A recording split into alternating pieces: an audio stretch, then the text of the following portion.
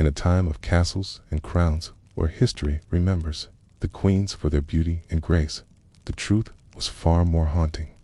Tonight, we unravel the quiet cruelty of royal life behind stone walls and silk veils. Welcome to another bedtime story on Sleepless Mysteries, where brutal history whispers you to sleep.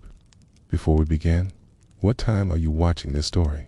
And are you listening to fall asleep or just to drift away? Let us know in the comments. The life of a medieval queen may seem like a dream, but it was often more lonely, more dangerous, and more heartbreaking than any fairy tale. In this 10-part journey, we will walk beside her through every gilded chamber and secret sorrow, each moment told gently, so you can slip peacefully into rest. Let us begin. The day she was crowned queen was the day she stopped being a person. In the eyes of the court, the people, even her own husband, she became a symbol, a figure to parade, to marry, to breed, not to fill, not to break, not to cry. She was only 16 when the weight of a kingdom settled onto her shoulders. Like the cold metal of the crown they placed on her head, her name was Eleanor. Born into nobility, trained since childhood to smile when told, to sit straight, to speak softly, her hands were smooth from embroidery, not from labor, but her heart was calloused by duty. On the morning of her wedding, she stared out the narrow window of her chamber and watched the mist roll over the fields. Her nurse brushed her hair for the last time as a girl. When she walked down the aisle of the cathedral, it was not to a man she loved, but to an alliance forged by war and gold. The king was twice her age, a warrior, a leader, and a stranger. His smile was hollow, and his touch colder than the stone walls of the castle. On their wedding night, she was laid down like a relic on a sacred altar. The ladies-in-waiting undressed her in silence, then left her alone, in a bed too large, in a room too dark. When the king entered, he did not speak. He simply took what tradition demanded, then rolled away without a word. From that night forward, Eleanor learned to lock her feelings deep beneath her ribs. She would rise early, attend mass, sit through court proceedings in stiff silence. Her meals were quiet, her smiles rehearsed. She watched servants come and go, knights boast and drink, ministers whisper in corners. She listened more than she spoke, because anything a queen said could be twisted. Anything a queen felt could be punished. One day, a handmaiden brought her a tiny sparrow. The bird had struck the stone window and fallen limp. Eleanor cradled it in her palms. For hours she sat still, whispering soft prayers, willing the bird to live. When it finally fluttered and flew from her hands, she smiled for the first time in weeks. That night, she dreamed of flying. But when she woke, she was still in the cage of her crown. The queen was not allowed to walk the village streets, not allowed to choose her own meals, not allowed to speak to men who were not approved by her chamberlain. Her body was not hers. It belonged to the crown. She was expected to produce an heir, then a spare, and if she did not, the whispers would begin. The court would blame her womb. The king would blame her prayers. And the people who cheered at her coronation would call her cursed. Every month that passed without a child was another step closer to disgrace. Midwives examined her as if she were livestock. She drank bitter herbs. She visited shrines. She prayed through tears. Her only sin was that she had not conceived, and yet the shame clung to her like frost in winter. When her sister wrote to her, asking if she was happy, Eleanor could not answer, because happiness was not a thing queens were allowed to have. One cold spring evening, a noblewoman visited from a nearby kingdom. She was older, childless, and widowed. As they sat by the fire, the visitor placed a hand gently on Eleanor's knee and said, "You do not deserve this silence." That night, for the first time in years, Eleanor wept into someone's shoulder. Not because she was weak, but because someone had finally seen her as a person. Rumors spread about the visitor. about their long walks in the garden, about the queen's laughter that had returned like the thaw after snow. The king was not pleased. He summoned Eleanor, asked her questions without really waiting for answers. His hands clenched the arms of his throne. His eyes, usually dull, burned with quiet rage. After that night, the visitor was gone. No word, no goodbye. The queen never saw her again. But something in Eleanor broke open after that. She stopped praying for a child. She stopped fearing the silence. She began to write letters that she never sent, poured her heart into ink that only the fire would read. She began to speak more boldly to the court. Not often, but enough to be noticed, enough to be feared, because a queen with a voice was more dangerous than one with a crown. One afternoon, during a court banquet, she watched a young girl spill wine on a nobleman's robe. He struck the girl across the face. The hall fell silent, and before anyone could react, Eleanor stood, her voice clear. She ordered the man to kneel and beg forgiveness. The king's jaw tightened, but he said nothing, because in that moment, the people were watching, and the people still loved their queen. That night, Eleanor stared at her reflection. The crown shimmered in candlelight, heavy, icy, but now she saw it for what it truly was. Not just a cage, but a symbol she could wield. They would not let her be a woman. She would become something more. Not just a queen, but a force, quiet, patient, and dangerous, because no one feared a queen who cried, but they should have. A queen without a child was a threat to the throne. That truth clung to Eleanor like smoke in her lungs. The court needed an heir. The people demanded it, and the king expected it without question. Every month, her body betrayed her. Every cycle another wound. She had to hide behind stitched silk and forced smiles. And then, after years of waiting, her belly began to swell. At first, she did not believe it. She kept it secret, unsure, terrified it would vanish like a dream. But the midwives confirmed it. The halls buzzed with celebration. The king smiled for the first time in months. Trumpets rang from the towers. Royal people lit candles and whispered blessings. And Eleanor, alone in her chamber, stared into the fire and felt only dread. Pregnancy did not bring peace. It brought more eyes, more hands, more rules. She was prodded by doctors, lectured by priests, wrapped in charms and soaked in superstition. They hung herbs over her bed, forbade her from bathing, insisted she sleep upright. Everything she ate, everything she did, was measured and judged. And through it all, she was expected to smile. But the worst came in the 7th month, dream that shook her from sleep. She was in the chapel, cloaked in black, holding a crown covered in thorns. Her hands bled as she placed it on a tiny coffin. The dream clung to her like cold sweat. When she told the midwife, the woman only crossed herself and whispered prayers under her breath. When the time came, it was not the soft scene painted in tapestries. There were no glowing candles, no gentle hands. There were screams, blood, panic. Eleanor labored for 2 days, body tore, her mind blurred. She heard the priests chanting outside the chamber. The room reeked of iron and fear. The king was not present. He never was. And then, silence. The baby did not cry. For a moment that stretched like an eternity, no one moved. Then the midwife exhaled, and the room seemed to breathe again. The child was alive, a boy, pale, but breathing. They called him Thomas, a name chosen by the king, not by Eleanor. But motherhood brought no relief. The boy was taken from her arms within days, given to a wet nurse, hidden away in the nursery wing where noble women had no say. She saw him once a day, no more. They said it was tradition, that it kept the child strong. What it really did was break her piece by piece. The queen's body healed, but her spirit did not. She wandered the gardens alone, spoke little, slept less. Each morning she stared at the empty cradle in her chamber and felt the hollow ache of separation. She was told she should be grateful, that she had done her duty, that now she was safe. But she felt anything but safe.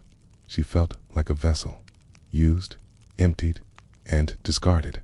One day, she snuck into the nursery, just to see him sleeping. She bent low, brushed a kiss across his forehead, and whispered a lullaby her own mother used to sing. She did not hear the footsteps behind her. The nurse gasped, then ran to fetch the steward. Eleanor was scolded like a servant, told never to enter the nursery unannounced again. It was not her place. She was the queen, not the mother. Whispers spread that the queen was too attached, that she was unstable, that her dreams were strange. The king began to visit her less. Her ladies were replaced with colder, quieter women, and soon the only company she trusted was her reflection. Even that began to feel like a stranger. Months passed. The boy grew stronger. His laughter echoed in distant halls. But to Eleanor, he remained a ghost in her life, crowned secured, a duty fulfilled. Nothing more then. In the dead of one winter's night, the screaming began. Guards rushed through corridors. Servants shouted. Eleanor was pulled from sleep and dragged to the nursery. The boy was burning with fever, his eyes wild, his breath ragged. The priests were summoned. Holy water splashed across the stone floor. Healers offered potions. The king demanded answers. No one had them. For 2 days, the queen refused to leave his side. She held his trembling hand, pressed cool cloths to his brow, whispered prayers until her voice broke. She rocked him like she had when no one was looking. And finally, when all else failed, she climbed into the child's bed and wrapped him in her arms by morning. The fever broke. They called it a miracle. The priests claimed their rituals had worked. The king gave gold to the church, but the queen said nothing. She knew what had saved him. Not spells, not prayers, but a mother's arms. After that, the boy changed. He began to call for her, refused the nursemaid, reached out when she entered the room. He knew her now, knew her voice, her scent, her presence. But she, for the first time in years, felt like something more than a ghost in the palace. But that bond came at a cost. The court watched. The king grew wary. Quinn, who loved too deeply, who held influence over the future king, could be dangerous. The whispers returned, louder this time. Some said she was casting spells. Others said she was manipulating the child. The clergy warned that too much affection could spoil a boy's soul. One evening, as Eleanor read by the fire, the king entered her chamber. He stood there, silent, watching the flames. Then he said, softly but firmly, "You are queen, not mother. Do not forget that." And then he left. Eleanor sat still for a long time, listening to the fire crackle. Her hands trembled, but she did not cry. She simply closed the book, blew out the candle, and whispered to the darkness, "I will not forget." But neither will he. The palace was more than marble and stained glass. It was a hive of secrets, of whispers that floated through velvet curtains and behind carved doors. Eleanor knew this. She had learned it the hard way. The court was not a place of celebration. It was a theater, and every person in it was an actor playing their part. There were smiles that meant danger, compliments that hid threats. The nobles bowed low, but they watched with sharp eyes. They waited for signs of weakness, for slips in etiquette, for rumors they could twist into daggers. Eleanor had once been naive enough to believe that loyalty existed here. But loyalty in court was a coin, and it changed hands quickly. The queen's movements were monitored. Her allies were rare and often fleeting. One lady-in-waiting had once confided in her, cried in her arms after her father had been in prison for treason. A week later, that same woman gave a sworn statement claiming Eleanor had spoken ill of the king. Another lady brought her tea each evening, then vanished the day after Eleanor defended a peasant girl during court. No explanation, goodbye. So Eleanor stopped speaking freely. She measured her words as carefully as a surgeon handles a blade. She wrote letters only she could understand, symbols and riddles that no one else would make sense of. She used kindness not to make friends, but to disarm enemies. When they expected tears, she gave silence. When they expected silence, she gave a single cutting word.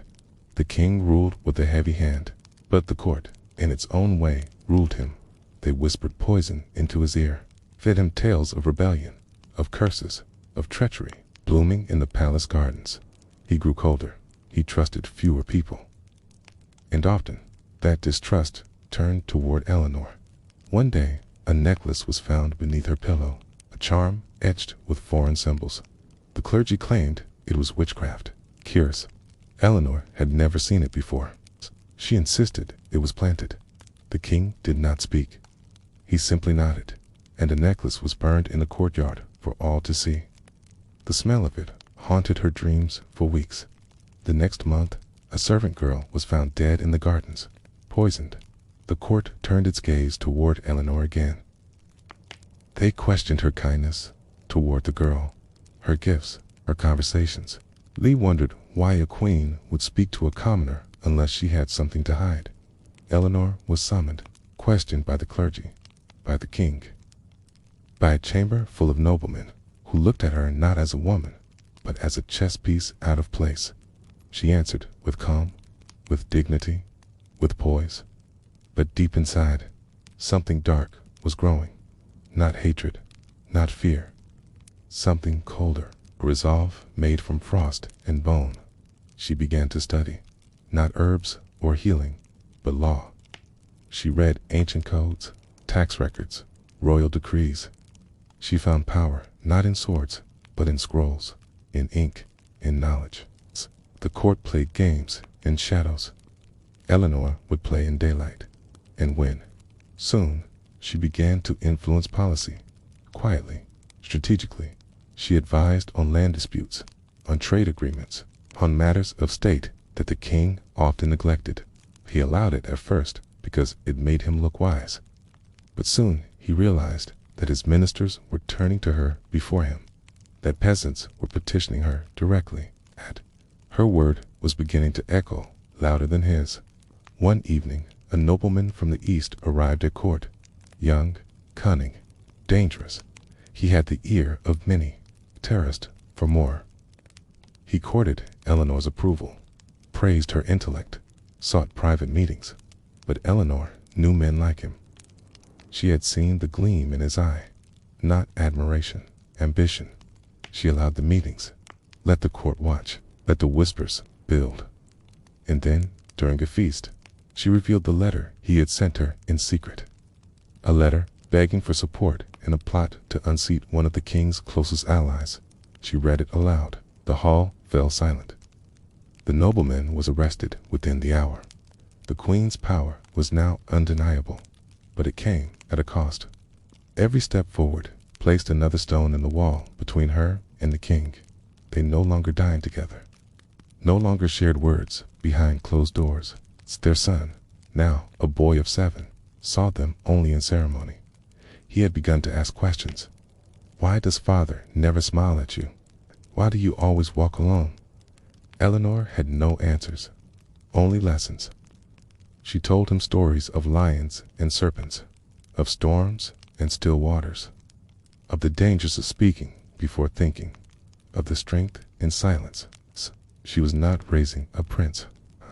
She was shaping a survivor. One night, a strange book was left on her bed.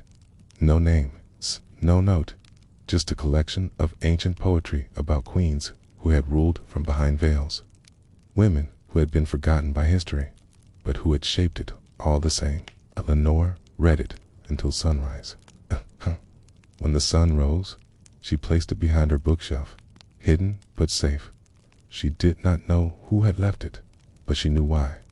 It was a message, a reminder that she was not alone in the shadows, that others watched. And maybe, just maybe, someone still believed in her. She sat by her window that morning, the crown resting beside her, untouched. and she whispered to herself, not in prayer, but in promise. Let them play their games. Let them whisper and scheme. I will outlast them all. Peace was not a gift in the medieval world. It was a performance. A thin veil stretched across tension like a silk ribbon hiding a sword. For Eleanor, peace meant walking a narrow path every day. One misstep, one wrong word, and the illusion would shatter. The kingdom had been quiet for nearly 3 years. No uprisings, no invasions, no major scandals.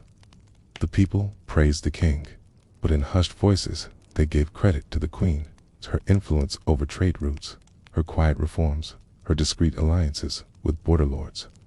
She had woven threads of stability where none had existed, and yet she could not celebrate it because peace had its price. One morning, a messenger arrived from the southern frontier. A village had been raided, not by enemies, but by the king's own soldiers, drunken, angry, claiming unpaid taxes. They had burned homes, taken livestock, and left 3 women missing. Eleanor read the report in silence. When she brought it to the king, he dismissed it, said it was a local matter, not worthy of court attention. So she acted alone. She summoned the village's priests to the palace. She questioned survivors. She sent supplies from her own treasury, and then, carefully, she issued a royal inquiry under her seal. The soldiers were recalled, punished, quietly. The matter never reached public ears, but it reached the king. He confronted her in the hall one evening, his voice low, his tone sharp. You make decisions without me. Eleanor did not flinch. She replied, I make decisions when you choose silence. He stared at her for a long time, then turned and walked away. From that day on, peace became a battleground. Her every action was scrutinized. Her allies were tested. Ambassadors questioned her loyalties. And yet, she kept moving, step by step, smile by smile. She danced through the fire without burning. But deep down, she began to feel the heat. One of her closest confidants, a scribe named Ulrich, was arrested for treason. The charges were false, fabricated from twisted words and forged letters. Eleanor knew it, but she could not save him. The king had signed the warrant himself. Ulrich was taken to the dungeon. His screams echoed through the stone halls one night before they went silent forever. She wept for him, but only in the privacy of her chamber. Her tears were not safe in public. Not anymore. Her son Thomas had grown into a quiet boy, observant, sharpened. He asked fewer questions now, but when he did, they were piercing. One afternoon, as they walked the orchard, he asked her why she always wore the same expression. As she smiled without joy, she looked at him, touched his cheek, and said, because a smile can protect you, even when nothing else can. He nodded, though she could see he did not yet understand. A month later, a banquet was held in honor of a foreign prince. Eleanor was seated beside him. Throughout the evening, he tried to charm her, asked her what perfume she wore, commented on the curve of her smile, suggested a private conversation later in the gardens. She did not respond with anger. Instead, she excused herself from the table, returned to her chamber, and wrote a letter. She had reached the prince's father by sunrise, a polite but clear warning that such behavior would not be tolerated in their court. The prince left the palace the next day. Her restraint was praised by some, criticized by others. King said nothing. But later that night, Eleanor found her chamber door unlocked. A subtle warning. She did not sleep that night. She sat by the fire, a dagger hidden beneath her cloak, waiting for a shadow that never came. Peace demanded more than patience. It demanded fear, sacrifice, loss, and yet she continued. She visited the infirmary each week, spoke to the wounded, to the poor, not for politics, but to remember the world beyond gold and marble. She needed to feel something real, something human. It was during one of these visits that she met a girl named Myra, 12 years old, orphaned by plague, eyes like flint, voice like wind through broken glass.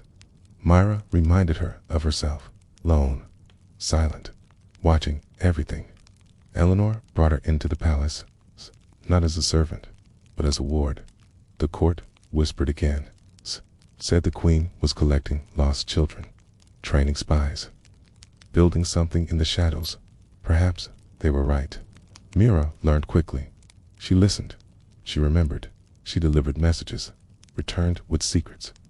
In time, she became Eleanor's shadow. And Eleanor, though she never said it aloud, began to feel hope.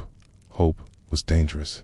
It made her dream again, made her imagine a future where she might rule in truth, not just in silence, where her son might inherit a kingdom shaped by wisdom instead of cruelty, where peace was not a mask, but a promise. But dreams are fragile things, and in the dead of winter, a messenger arrived at dusk, his face pale, his hands trembling. He bore a sealed scroll. Eleanor opened it with steady fingers. As she read, her heart sank like a stone into ice. The king had signed a decree. Thomas was to be sent away, to train at a foreign court. For his education, they said, for diplomacy. In truth, it was exile, a way to separate him from his mother. From her influence, Eleanor sat motionless as the fire died beside her. She understood what this meant. The game had changed. They were no longer trying to control her. They were trying to break her, and she would not allow it. The snow had not yet melted when Thomas was taken away. The sky was pale and empty. The trees stood like ghosts. No fanfare, no farewell. It's the small escort of guards and a letter sealed in wax. Eleanor stood at the gates as the carriage pulled away, her face calm, her hands clasped, her heart shattered. She was not allowed to ride with him, not allowed to choose his guards, not allowed to kiss his forehead one last time. The king said it was for safety, said that boys needed to grow without a mother's hand to soften them, said nothing more. Eleanor did not weep, not in front of them. She stood in silence until the carriage disappeared into the mist. Then she turned, walked slowly back through the halls, each step heavier than the last. Her crown felt colder, her breath shorter. The palace was quieter now, too quiet. Thomas had filled the corners with laughter, with questions, with life. Without him, the chambers felt like tombs. And the queen, once fire beneath frost, began to harden in new ways. She stopped attending court feasts, stopped entertaining guests. She gave polite excuses, but in truth, she could no longer pretend, could no longer smile for men who stole her son and called it duty. Instead, she planned. She sent letters in code, trusted only Mira to deliver them. She contacted old allies, quiet ones, border lords who owed her favors, merchants who respected her reforms, priests who had seen her kindness and not forgotten. She did not speak of war. She spoke of protection, of future peace, of loyalty to her son, not the throne, and they listened. One letter returned with a ring, gold, carved with a lion in flame. The seal of a noble house that had long stood apart from court politics. The message was simple. We remember who brings warmth in winter. We remember who listens when others demand. Eleanor wore the ring beneath her glove. Weeks passed, then months. She received one letter from Thomas, short, formal, likely written under the eyes of his tutors.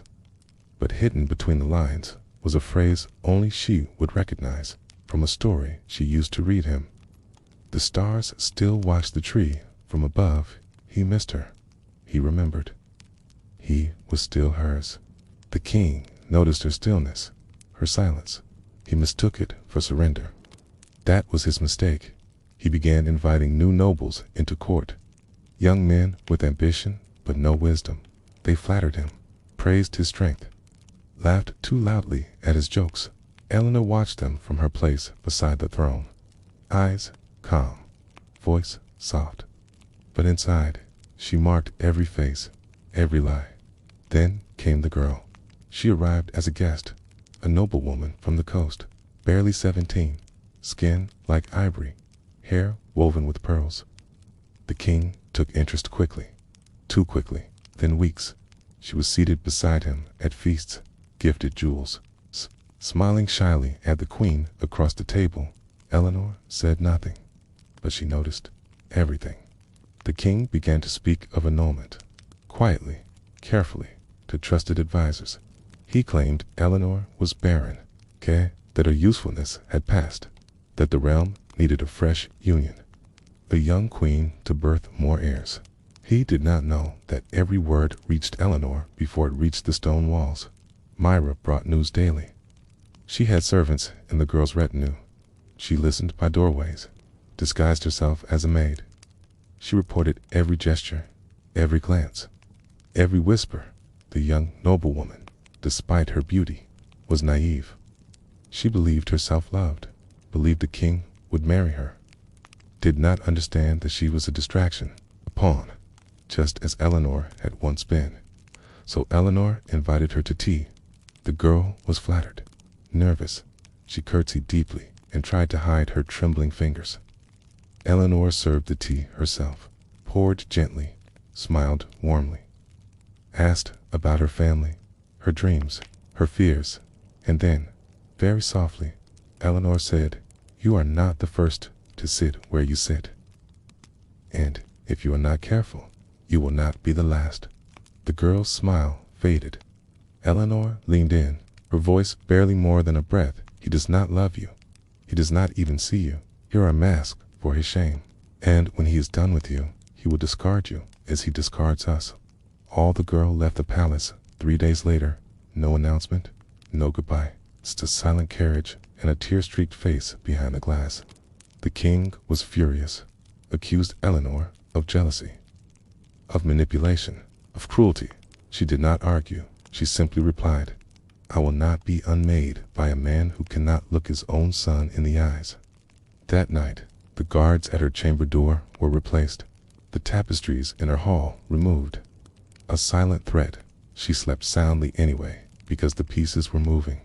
Outside the palace, her allies gathered, not with swords, not yet, but with loyalty, with planning, with quiet oaths sworn over candlelight. Eleanor had no army, no title beyond queen, but she had something stronger.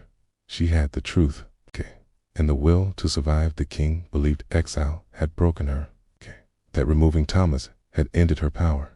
But exile does not end blood, it sharpens it. And one day, when the stars watched the tree from above, they would see her rise again. The chessboard in the eastern tower had sat untouched for years. Dust lay in the grooves. Pieces had fallen over, forgotten like everything else in that quiet wing of the palace. Eleanor returned to it one morning as spring broke the frost. She wiped it clean, straightened the pieces, and began to play alone. Not because she sought comfort, but because it reminded her of strategy, of consequence, of how one quiet move could change the entire board. She no longer wore her finest gowns, no longer dined in public. The court said she was fading, that her power was dying. But what they did not see, what they could not understand, was that Eleanor had simply shifted her game. She used silence like a blade, stillness like armor. She no longer needed to shout to be heard. She had become a shadow that whispered louder than thunder. The king had begun to age. His hair thinned, his voice cracked more often.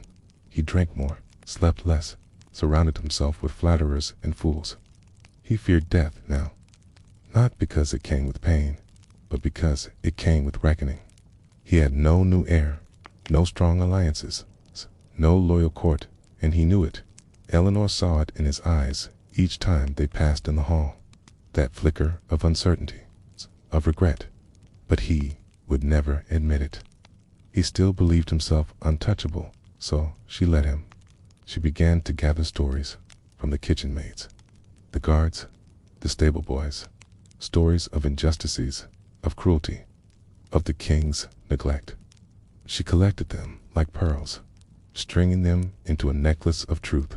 Mira helped her build a ledger, not of numbers, but of names.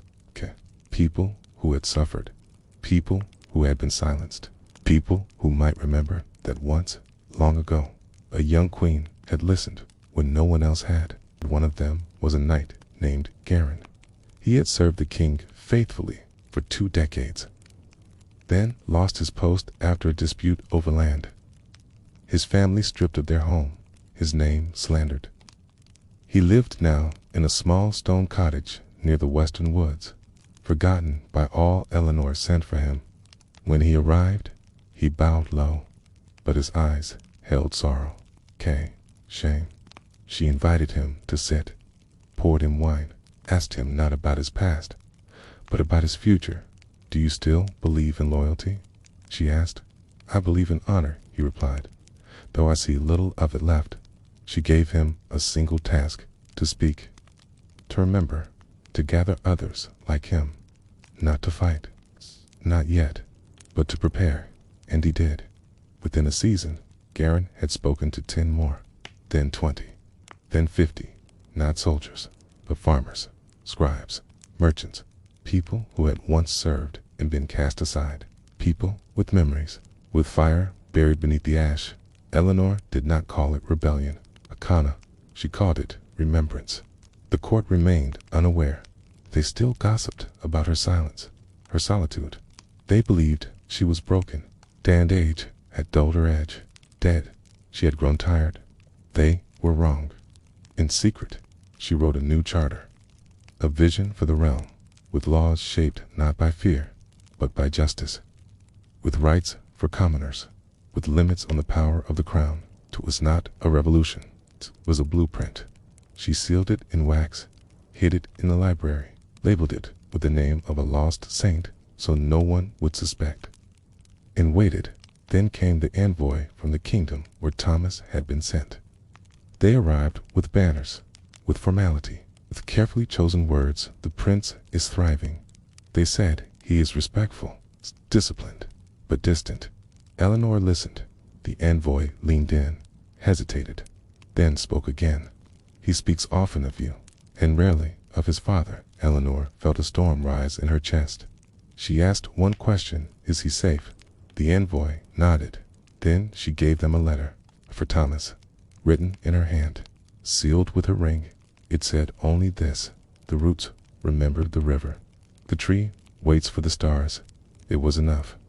He would understand. That night, she walked the halls alone. Her reflection followed her through the glass. She paused before the throne room doors, the space where she had once stood like a statue, where she had once been the ornament beside the crown. Now she saw it clearly. The throne did not shine. It rested quietly beneath the weight of ego, of fear, of decay. She turned away. In the eastern tower, she played a new game of chess, but this time she removed the king piece from the board and left it lying flat on its side. Rain fell for 3 days without pause, and the sky hung low over the palace like a heavy curtain. The stone courtyard darkened with puddles as water slipped down the walls and pooled between the cracks. Eleanor stood at her chamber window and watched the gray light smear across the floor like a faded memory. Inside the palace, silence wrapped itself around the halls like a shroud, while servants moved slower and voices dropped to murmurs. The court was tense and brittle with fear because the king's health had begun to crumble in ways they could no longer deny. His moods shifted without warning, and he grew thinner with each passing week, as if the throne itself was draining him. Eleanor watched it all without expression and said little during council meetings where fewer dared speak freely. Her presence had become something cold and sharpened over time, like steel left too long in the fire.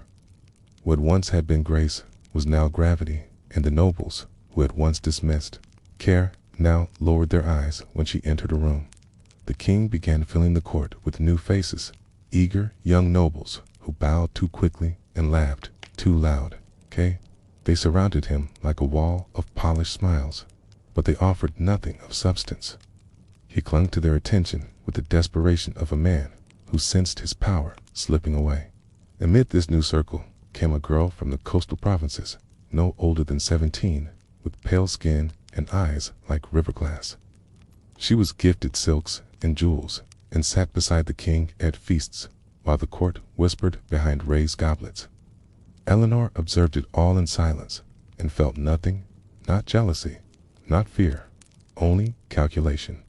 The girl believed herself loved and imagined a future crowned in gold and roses, while the king saw only a distraction to silence the court's unease. He spoke of annulment now, not in anger, but with cold strategy, as if Eleanor's existence was an error he meant to erase. The courtiers grew bolder in their whispers, and some even began to wonder aloud what their lives would look like with a younger queen. Eleanor invited the girl to tea on a quiet afternoon, choosing a chamber with soft light and heavy drapes to muffle the walls. She poured the tea herself and asked gentle questions about her family, her dreams, and her thoughts about the future. Then, after a moment of quiet, she spoke plainly and told the girl that love was not what awaited her here. The girl paled and tried to answer, but Eleanor leaned closer and said the king would discard her the moment her usefulness ended. She warned her that the court would turn cruel when the crown no longer fit, and no one would protect her. That evening, the girl fled the palace in tears, and within days, she was gone. The king confronted Eleanor in the corridor beneath the west arch, where torches always burned low and shadows danced along the stone. He accused her of sabotage and poison, of ruining something beautiful with her bitterness and pride. She met his gaze without blinking and said she would not be unmade by a man who had turned his back on his own son. That night, guards were changed at her door, and certain tapestries removed small acts meant to unsettle her. The candles outside her chamber burned lower than usual, and her meals arrived late without explanation. She knew these tricks well because she had once used them herself in subtler days of court rivalry. Instead of fear, she felt something else, momentum building beneath the surface like a wave drawing in the tide. Myra returned from her journeys with news of villages where the charter had reached warm hands and hopeful hearts. People were gathering in barns and cellars to read her words and speak quietly of justice that didn't wear a crown. In secret, Eleanor expanded her network with Garin and others like him, who had once been cast aside but never forgot their worth. They did not raise weapons, only stories and names and memories that could no longer be buried. She was not building a rebellion, something far older, trust. Then came the envoy from the kingdom where Thomas had been sent to live as a guest behind someone else's gates. He brought official words and guarded smiles and claimed her son was thriving, respectful, and disciplined. But beneath the ceremony, he leaned closer and whispered that the boy spoke of her often and never of his father. Eleanor gave him a letter sealed with her ring and written in a cipher only her son would understand. It was short and simple, speaking of roots, rivers, and stars, like the old bedtime stories she used to tell him. She watched the envoy ride away beneath the gray morning sky and felt a storm settle in her bones. That night, she returned to the eastern tower and dusted off the old chessboard, where forgotten games once played out. She set the pieces carefully, white and black, and stared at the board for a long time without touching a single one. Then she lifted the king piece, turned it in her fingers, and laid it down on its side. Spring came late that year, and the winds from the north refused to soften their bite, even as the snow began to retreat. The palace grounds bloomed slowly, unsure of the change, while inside its walls the air was thick with waiting. Eleanor felt it all around her, like a breath held too long in the chest, ready to collapse into something final. With the king buried and no heir seated, the council met daily behind locked doors and draped windows to decide the shape of the future. The nobles argued and whispered, weighing alliances like coin and wondering who might rise highest if the crown fell again. Some still saw Eleanor as the grieving widow, while others now feared her more than they ever had the king. She did not attend their meetings, nor did she ask for updates, because she already knew how they would unfold. Power never moved in straight lines, circled like a hawk, waiting for a stumble, then striking in silence. What they failed to see was that the stumble had already happened, and she had not fallen. Beyond the walls of the capital, letters passed from hand to hand, quiet, worn, and sealed with a ring few recognized. Garen had built something sturdy beneath the surface, a network of voices no sword could silence. Across the villages and hills, people gathered not to conspire, but to listen to one another again.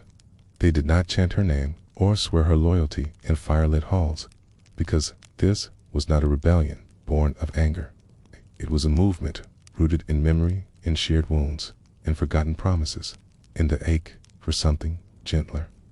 What they followed was not a throne or a flag, but the idea that justice could take root even in poisoned ground. Inside the palace, the younger nobles began to fracture from the older ones, each side accusing the other of greed or weakness. Some courtiers aligned with foreign houses, seeking protection in the arms of outsiders who knew little of the kingdom's history. The council, bloated with its own fears, sent word to distant lands offering gold and titles in exchange for peace. Eleanor watched this unraveling not with triumph, but with clarity, knowing that when pride eats itself, there is no saving what remains. She did not offer counsel or correction. She allowed the wheel to turn. And in the silence of her own chambers, she prepared the only thing that still mattered: what would come next. Mira, now taller and sharper in gaze, returned from the southern coast with a worn satchel of letters and a face smudged with road dust. She had met with townsfolk, with priests, even with disillusioned soldiers, and all carried the same message. The people were ready not for war, not for crowns, but for a leader who would not speak above them. Eleanor took the letters and read them by candlelight, each one more honest than the last.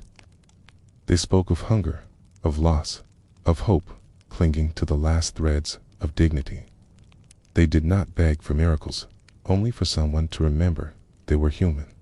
When the council finally summoned her, it was not out of invitation, but desperation. Their words tangled in uncertainty, and their faces pale with the weight of indecision. They asked if she would consider advising the next king, whoever he might be, until Thomas was old enough to rule.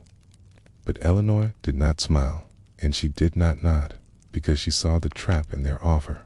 She replied that the realm did not need another boy shaped by old men who had already broken the world.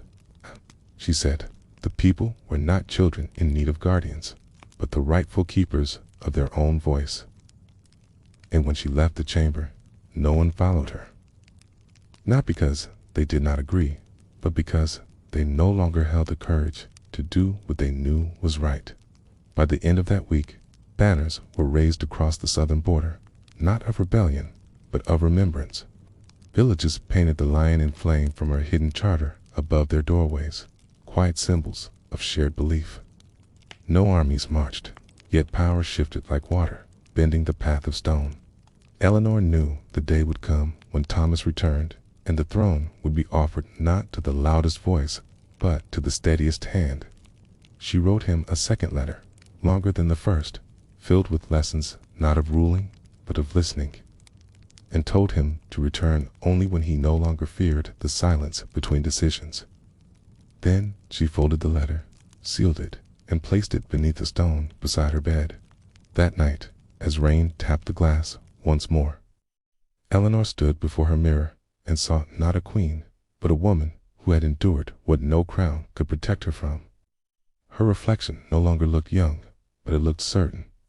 She placed her hand against the cold surface and whispered one final promise. The wheel turns for all, but I will choose when it stops. The first signs came in early autumn as the trees began to turn and the wind carried the scent of dry leaves through the halls. A messenger arrived on horseback, cloaked in travel dust, bearing a single seal pressed in wax Eleanor had not seen in years. She held the letter for several minutes before opening it, feeling its weight in her hand, as if her own blood had written it. Thomas was coming home, not in secret or silence, but with intention and calm, his words full of purpose without a trace of fear. He wrote of conversations with scholars and long nights beneath foreign stars, of questions no one had answered, in truths he had learned the hard way. He said he understood now why she had never fought with swords, because patience was sharper than any blade. Eleanor folded the letter slowly and placed it beside the first, beneath the velvet lining of her writing desk. Her hands trembled, not from nerves, but from memory, the flood of years that had passed between them like a river, always out of reach. She knew this moment would come, and still, it knocked the air from her lungs. The palace stirred with the news, and courtiers scrambled to prepare chambers and choreograph greetings that would impress the returning prince. The council held rushed meetings behind closed doors, wondering if he could be controlled if exile had made him more useful or more dangerous. But Eleanor did not attend those meetings, nor offer advice, for she knew her son well enough to understand he would not return to be managed. When Thomas arrived, there was no parade and no trumpets, only the slow creak of gates and the steady beat of hooves on stone. He rode alone, wearing no crown, dressed in simple wool, with eyes that had seen beyond ceremony. Eleanor stood at the top of the palace steps, hands folded, heart still, and waited for him to dismount. Their eyes met across the courtyard, and for a breathless moment, nothing moved, not the guards, not the wind, not the thoughts pressing against her chest. He climbed the stairs without a word, and when he reached her, they did not embrace, but stood side by side, shoulder to shoulder. He whispered, "Thank you for waiting," and she whispered back, "Thank you for returning." That evening, they spoke by candlelight in the old library, where dust clung to the spines of books they had once read together. Thomas asked her about the people, about the letters, about the quiet that had become something stronger than rebellion. She told him everything, not with speeches, but with the honesty of someone who had nothing left to hide. He listened with care, asking questions that mattered, not about power, but about trust, about pain, about what had been lost. He did not want the crown, not yet. But he understood now that it was not a prize to be taken, but a burden to be earned. Eleanor saw herself in him, not in appearance, but in fire carefully banked beneath patience. The next morning, Eleanor stood before the court with Thomas at her side, both of them dressed in gray instead of gold. She addressed the council, not as queen, but as steward, as someone who had kept the realm breathing through silence and strategy. She declared that the realm would no longer be ruled by fear or tradition, but by those who remembered the weight of hunger and the dignity of kindness. Some nobles protested, voices sharp and trembling, but their words held no ground beneath them anymore. The people had turned their faces toward something else, toward a different kind of rule that did not roar, but endured. Eleanor did not argue with them. She simply stepped aside and let Thomas speak. His voice was calm and deep, steady in the way wind carves mountains over time, not in force, but in presence. He spoke not of laws, but of stories of villagers who had fed him when he was alone, of books that had taught him what strength really looked like. He promised to rule not by divine right, but by earned trust, and for the first time, the court listened without interrupting.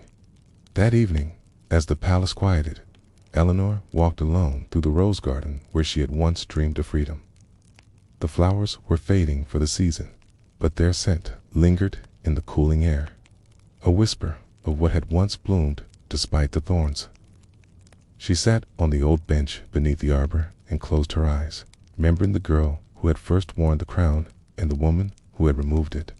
Mira joined her near sunset, older now, but still fierce, still loyal, still watchful.